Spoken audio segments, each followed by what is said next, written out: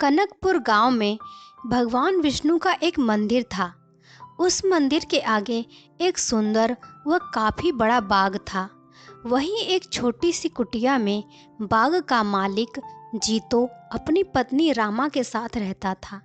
जीतो सारा दिन बाग की देखभाल करता, पेड़ों को पानी देता था। रामा घर का काम करती थी। घर का काम समाप्त होने के बाद वह अपनी कुटिया में कभी मंदिर में जाकर भगवान विष्णु के भजन गाया करती थी।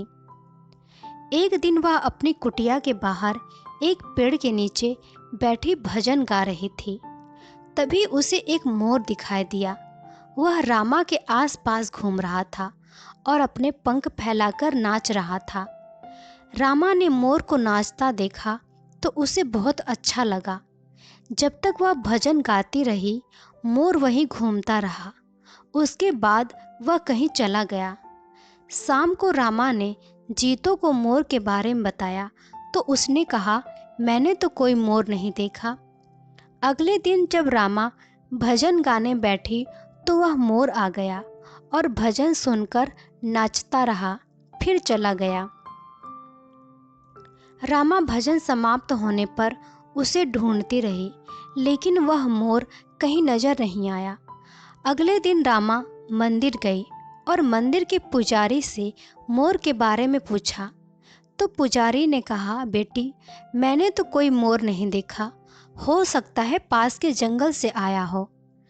तब रामा ने कहा, लेकिन बाबा, मैं जब भजन गाती हूँ वह तभी आता है और जैसे ही भजन पूरा हो जाता है वह चला जाता है, उसके बाद कहीं नजर नहीं आता। तब पुजारी बाबा ने कहा, बेटी, वह साधु या संत होगा जिसका जन्म मोर के रूप में हुआ है। वह जब भी भगवान श्री विष्णु के भजन सुनता है तो वह झूमने लगता है। इसी तरह कुछ दिन बीत गए। वह मोर हर दिन भजन सुनने आने लगा था। एक दिन रामा ने जीतो से कहा, वह मोर हर दिन भजन सुनने आता है, मुझे कुछ भी समझ नहीं आ रहा है। तब जीतो ने कहा, अरे बाग है, पक्षी उड़ते उड़ते आ जाते हैं, ऐसे ही मोर आ जाता होगा। तुझे लगता है वह तेरा भजन सुनने आता है, हो सकता है वह खाने की तलाश में आता हो। अगले दिन जब वह मोर आया तो रामा ने बीच में ही भजन गाना बंद कर दिया और मोर के सामने जाकर बैठ गई। उसे देखकर मोर जाने लगा। तब रामा ने कहा, हे पक्षीराज मयूर, तुम साधारण मयूर नहीं हो। मैं तुम्हारे बारे में जानना चाहती हूँ कि तुम कौन हो। यह सुनकर मोर रोने लगा। उसने इंसान की आवाज़ में कहा, माता, मैं पिछले जन्म में एक शिकारी था। जंगल से मोर पकड़कर उनके पंख निकालकर बाजार में बेचा करता था। एक बार जंगल में मैंने एक मोर पकड़ा। उसके पंख निकालने के कारण वह घायल हो गया और मरने लगा। तब उसने मुझसे कहा, हे दुष्ट शिकारी, तूने धन के लालच में न जाने कितने मोरों को मारा होगा। हमारे पंख निकालने के कारण जो कष्ट हमें होता है वह तू कभी नहीं समझ सकता। इसलिए मैं तुझे श्राप देता हूँ कि अगले जन्म में तू मोर बने और तुझे भी इसी प्रकार कष्ट हो। यह कहकर वह रोने लगा। तब रामा ने पूछा, तुमने जो किया उसकी सज़ा तो तुम्हें मिल रही है, लेकिन तुम इंसान की तरह कैसे बोल लेते हो और इस श्राप से तुम्हें कैसे मुक्ति मिल सकती है। तब उस मोर ने कहा, आज जब कोई मेरे पंख निकालता है तो मुझे बहुत दर्द होता है, लेकिन इन कष्टों को सहते हुए जब से मेरा जन्म हुआ है मैंने श्री हरि विष्णु नाम का जाप शुरू कर दिया है। इस जाप के कारण मेरे कष्ट कम हो गए। आपको भजन गाता देखकर मेरा मन नाचने को बेचैन हो जाता है।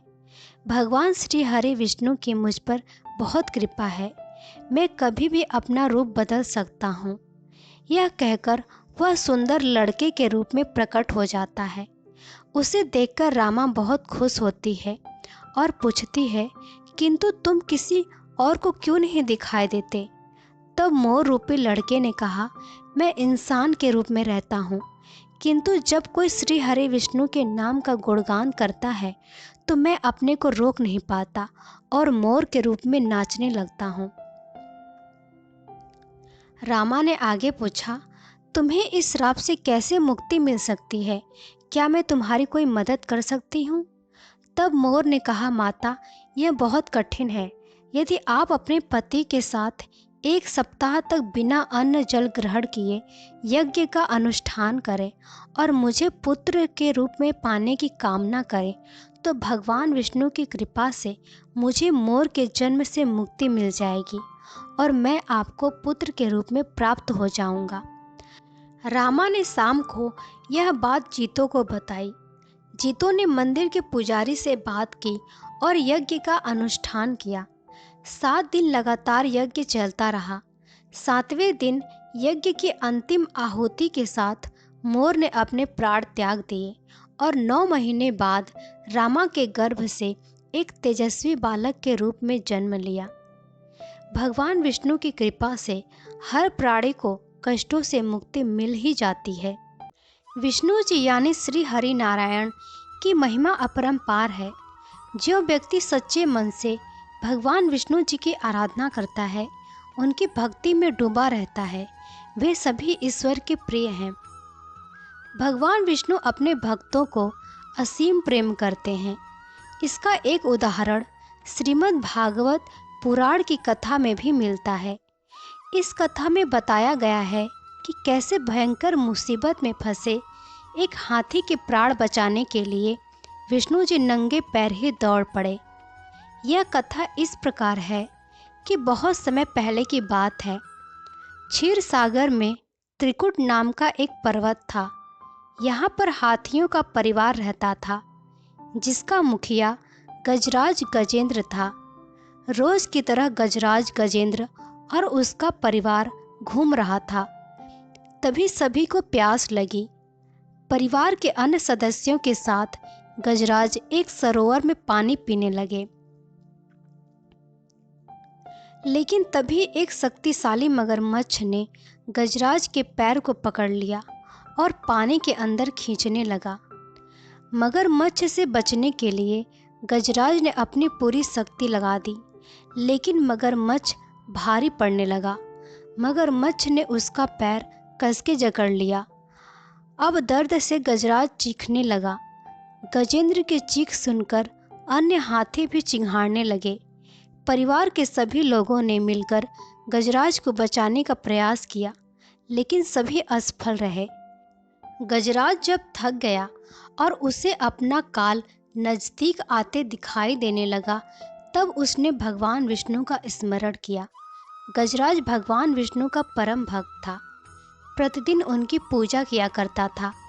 मृत्यु को नज़दीक आता देख उसने आंख बंद करके प्रभु का स्मरण करने लगा। भयंकर पीड़ा में उसने ईश्वर का साथ नहीं छोड़ा। दर्द से उसकी आंखें भर आई। वो प्रभु को पुकारने लगा। भक्त की पुकार विष्णु के कानों से टकराने लगी। एक पल के लिए भगवान ने आंखें बंद की। इसके बाद प्रभु ने एक पल भी खोए नंगे पैर ही गरुड़ पर सवार होकर गजेंद्र को बचाने के लिए दौड़ पड़े और अपने सुदर्शन चक्र से मगरमच्छ को मार दिया। इस कहानी से हमें यही सीख मिलती है कि जब कोई पीड़ा में मदद मांगे तो उसके लिए समय, परिस्थिति, पद की परवाह नहीं करनी चाहिए। पीड़ित की मदद करनी चाहिए। इस कथा के माध्यम से प्रभु संदेश देते हैं कि जब कोई आपका चाहने वाला, शुभचिंतक, प्रिय कष्ट में हो तो उसकी तत्काल मदद करनी चाहिए।